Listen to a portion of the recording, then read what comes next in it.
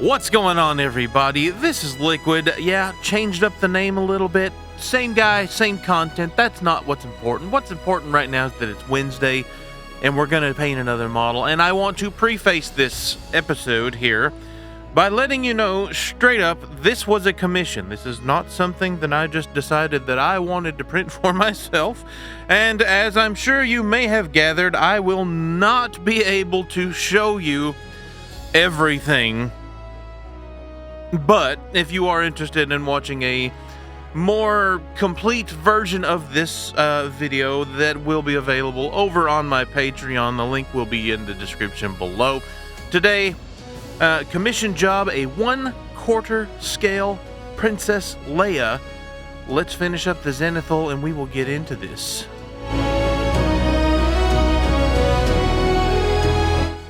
We are having to zoom out quite a bit because this model is absolutely gigantic. And also, I'm sure you have noticed that we are not priming the skin tones black. We are priming them white, and that is very important. And we will also talk about that later. I can't show you this. Stop looking. Don't even ask. You can't. Okay, moving on. We're going to start painting the base of this in a tungsten black metal. It was a pretty simple, standard base. I mean, it's a big metal base on some sort of a, I'm assuming that would be a Sith. She's a captive of the Sith. Those are the bad guys, right? The Sith, the Imperial Army. I'm not a Star Wars guy. Someone help me out here. But anyway, we're going to go ahead and coat this down in a black metallic finish.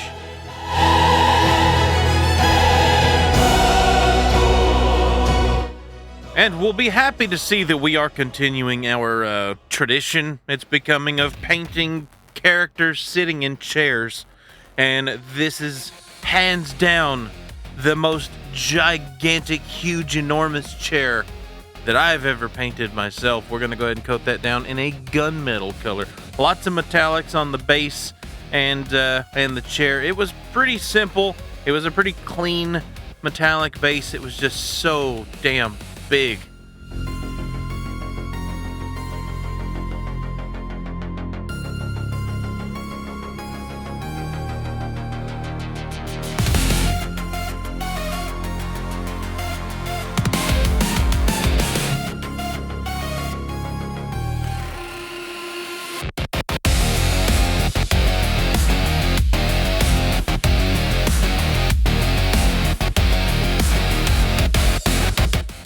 And it's also a rare occasion that we actually get to paint a gun that's not in a hand, so we can go ahead and coat that down with the gunmetal as well. Moving on to the base, there's some like conduit type stuff, pipe, I don't know what it is, but it's going around the outer edges. I wanted to break it up that way it wasn't just a solid black base, and we went ahead and coated those down in some aluminum.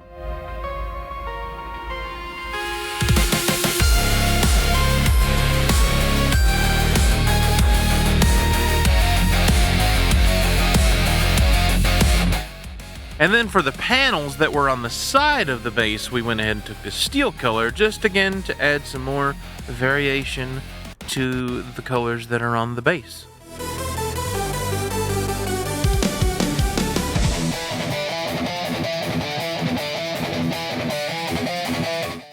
Now it's probably a good time to go ahead and mention one more time, maybe the last time, that we are so very, very close to that 1,000 subscriber milestone. The giveaway is still going on the Chun-Li and Cammy models, as well as the gallery markers at this video right here. Make sure you go check that video out. Leave a comment. You might win yourself a free model, right? Also, while you're over there, why don't you go ahead and leave a like and maybe consider subscribing to the channel if you like what you see. If you like what you see on some of the other videos, every subscriber is one step closer to putting that K at the end of that number, and we all know how important that is.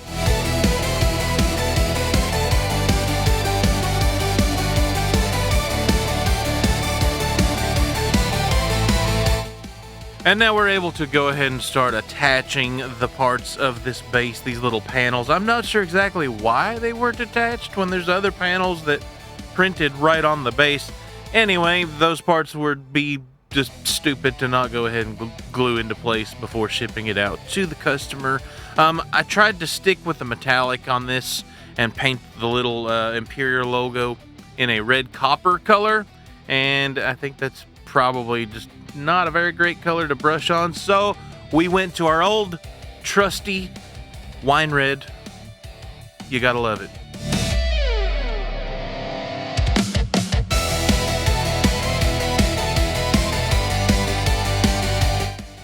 And now we are coming in with a deck gray to go ahead and paint in these little buttons that are on the side of this chair. I'm not sure what those buttons do.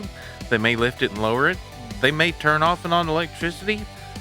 There may be a bubble machine inside the damn thing. Who knows? But we got to paint them deck gray before we can paint them red and yellow or green or whatever color we painted them. Anyway, there's some leather padding on this chair. I used this yellow shadow color, which was a very, very light yellowy brown. And I should have also painted this deck gray beforehand as well, but I didn't. So that took about 75 coats, and I did not make you watch me paint all 75 coats, or that would not be a very fun video for you to watch, and you probably wouldn't subscribe. And then it would be another 3 months before we hit 1,000 subscribers.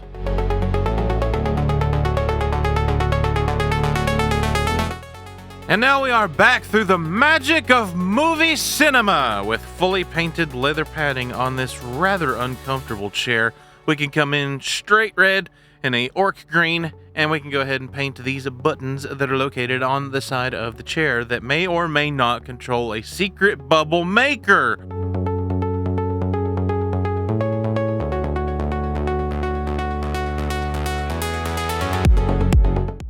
And I didn't really want to dry brush any on the padding on the chair, so I decided instead to take an Agrax Earthshade and go ahead and try to place in some shadow to make it look as if a body is actually seated in the seated position on this chair. So we took some Agrax Earthshade and we went ahead and shaded in the butt area and some of the back area where she's sitting in the chair.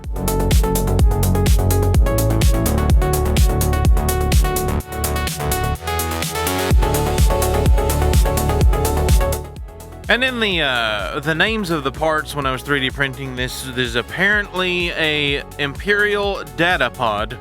Anyway, I took my little new best friend tiny baby dry brush and took a little bit of white and tried to just very, very gingerly go over the lettering on that. But they were really shadowy, or not shadowy, they were really shallow, so I didn't want to push it too hard and risk messing up that gunmetal. So we just got a little bit of a white tint on there. Also coming in with some Cygor brown to paint the wooden plates. I can't remember what they're called. I used to scales. Is it scales?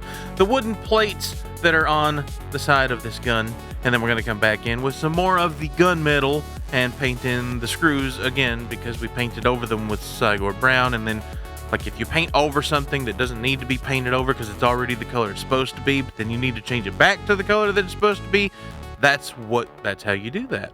Anyway, the chair's done. We're ready to go ahead and position it where it needs to. Look how big I mean, think of a 2-liter soda bottle. This is probably at least that big, maybe slightly taller.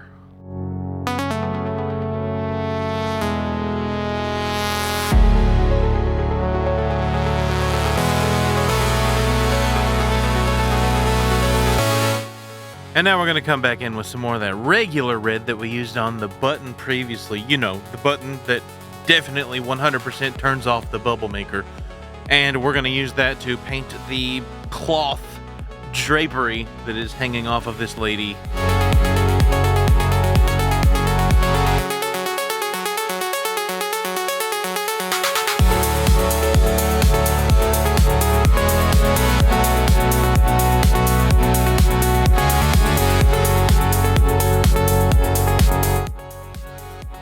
Okay, so now it's time to paint some skin tones. Now, I know I didn't do this the right way. I probably didn't do it a way that's even respectable to the art. However, I took some red ink on a white primered model, right? And I actually over-diluted it on accident the first time, but it actually kind of worked out because when it hit the skin, it kind of spread out and kind of just tinted everything in a real blotchy fashion, we'll say.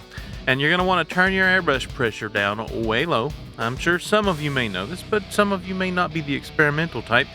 turn your air pressure way down low to where it's just stop it. Don't look. Close your eyes. I can't show you this. You're going to want to turn your air pressure down to where the airbrush is just barely spitting out specks of paint.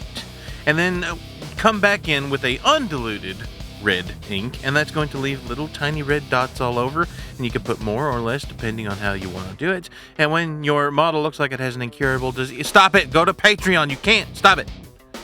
We're going to come in with a natural flesh color from the Fairy Flesh set from Vallejo. And you're going to want to dilute this down, because if you don't, it's just going to instantly cover up all your red dots. And you don't want that, because you want the irregularity of regular skin. And also thinning it down lets you slowly build it up where you want it to be more built up. If you want it to look more red, pigmenty, diseasey, you can, but I didn't do that. And you'll just slowly build up the tone that you're comfortable with.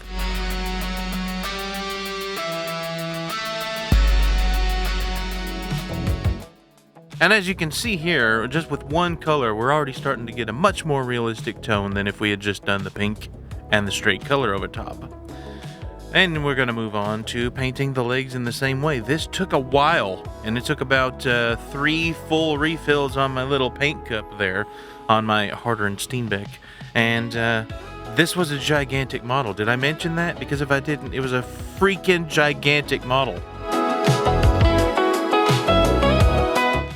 Also, this was probably one of the more realistic looking models that I've ever painted, because like, I guess where it was a quarter scale and they were able to put more detail, like there's wrinkles in like the knees and there's an actual texture to the skin, and it was pretty odd to say the least.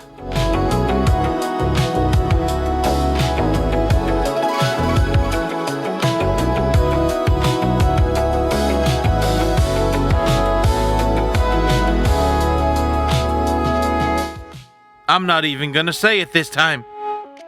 Moving on, we're going to take a base flesh, and we're going to start building up those skin tones. And with this method, I'm thinking that it doesn't really matter as much. Like, I just started painting it. Like, eventually, if you come back and forth with 2 or 3 different skin tones, you're eventually going to end up with something that looks good enough for what you want it to do.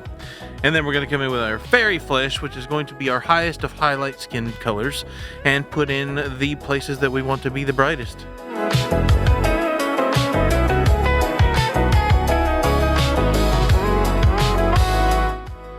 Now, coming back down to the desk, we are going to go ahead and paint in the drapery that is hanging off of her body.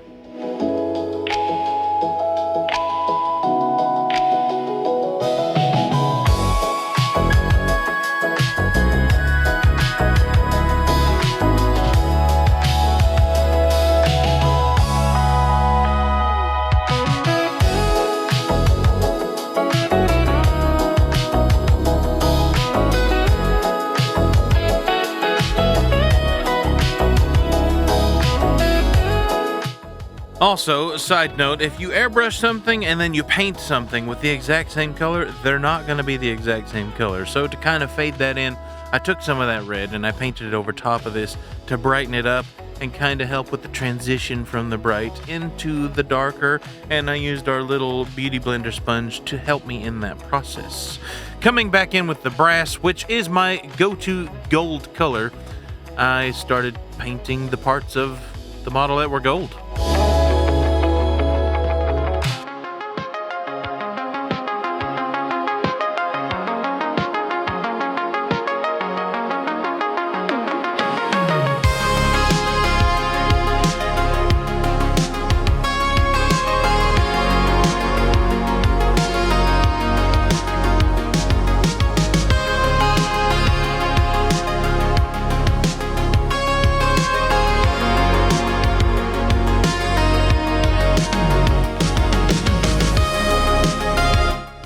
And then I just used a lighter skin tone to go ahead and start painting in her toenails.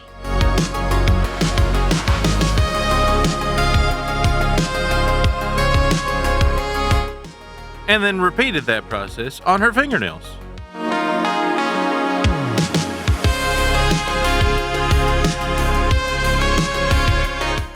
And then we took some more of that aluminum color and painted in the lightsaber that she is holding.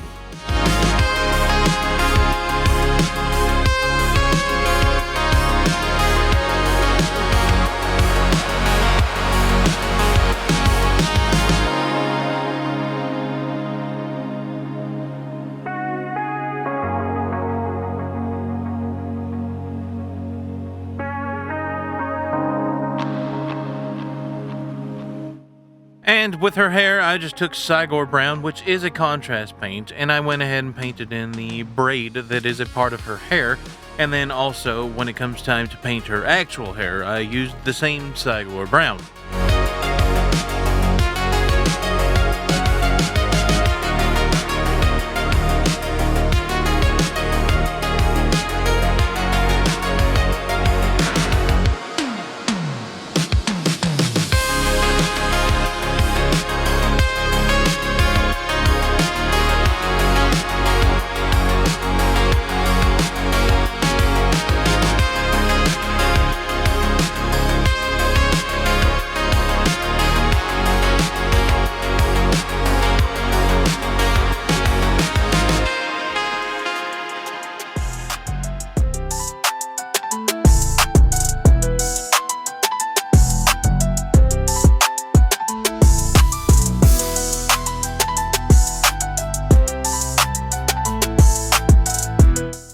And it would only make sense if she has brown hair. She probably has brown eyebrows, so you guessed correctly, more Cygor Brown. And she does have some more gold trinkets. Her earrings and her necklace / collar was gold, so we painted those with the ionic brass as well.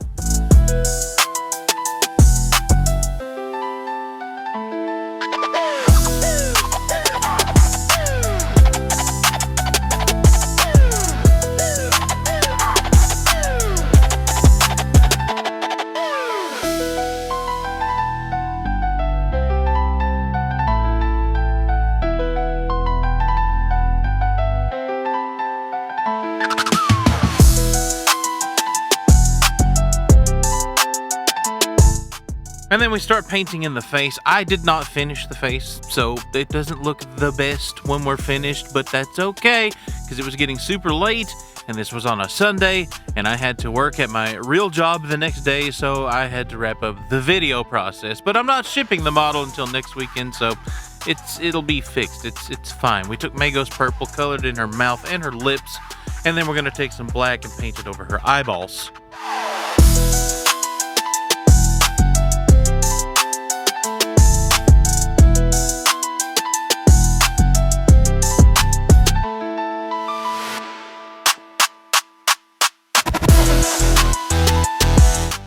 And then we're going to take some deck gray and paint in those teeth, because that's a good tooth color.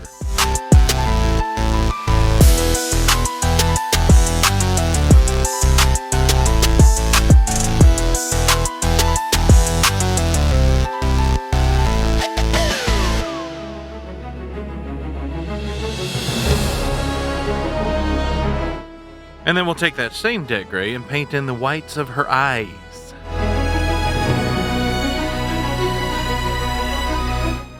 And then I stopped recording to go do something, and then I came back, and then I started painting, and I painted the eyes, and I forgot to record the painting of the eyes, so I'm sorry. It is what it is, and this is the best final shot I'm able to show you here.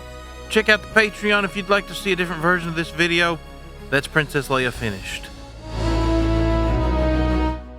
And right now, I also want to go ahead and shout out a very big thank you to my patrons. It means so much to me that you guys are helping to support the channel, and I'm very, very excited to see what the future brings for us. Also, if you're at this point in the video, I want to go ahead and thank you as well for watching. If you like what you see here, maybe consider clicking the subscribe button. We are so close to that 1,000 subscriber milestone. I do this every single Wednesday. Thank you for watching once again. I will see you again in the next one. Peace.